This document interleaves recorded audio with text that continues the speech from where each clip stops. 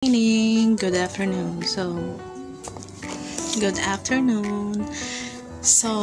Meron akong bumili sa Shopee ng extension na para sa amin na mag-asawa. Kailangan kasi namin yun. Kailangan kasi. Hello.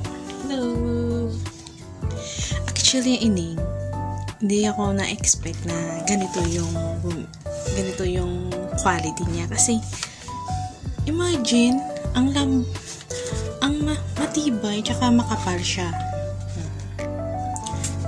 Meron switch dito. Meron siyang 5 switch dito at marami pang saksakan. Meron din ng USB. Meron dito na 5 saksakan. Meron 2 tsaka 3. Pwede dito sa laptop, pwede din sa ref nyo. Meron din yung kung paano gagamitin, papakita ko sa inyo. Okay? Ang number 1, 3 4U Max 10A 250 volt. Kailangan ko kasi yung medyo mahaba. Mahaba din siya. Mahaba siya.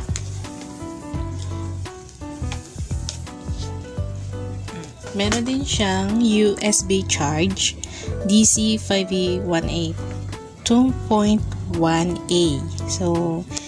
Kapag wala kang saksakan para sa charger mo, hindi pwede talaga dito. Pwede ka masaksak dito. At talaga Yun. Papakita ko sa inyo kung paano gagamit. Una, saksak muna dito.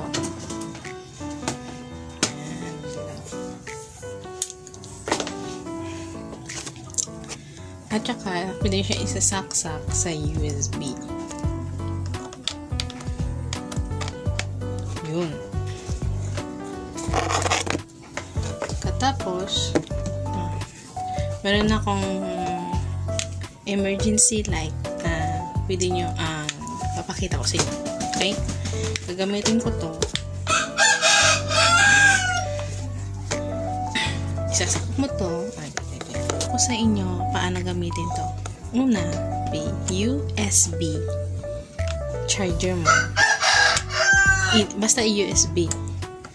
Kahit ano pa yan, type C or type A, basta USB, makasakot mo dito. Tapos, pwede siya ma-on. Tignan nyo yung mga ineng. Yan. Kita nyo ba? Nailaw siya. Kapag na-on mo siya, yun, charge din sa.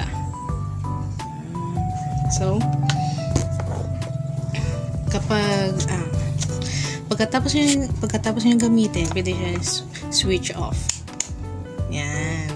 Diba, tipid sa kuryente. Tsaka meron din para sa saksakan. Yan.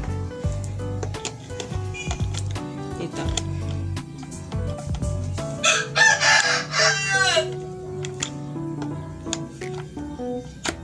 Yan.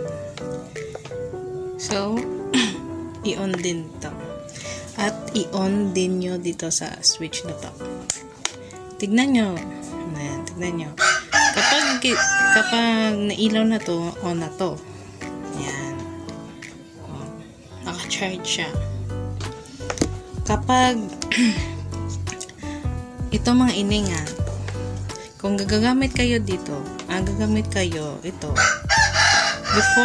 Before mo kunin to, i-off muna. Tapos kukunin.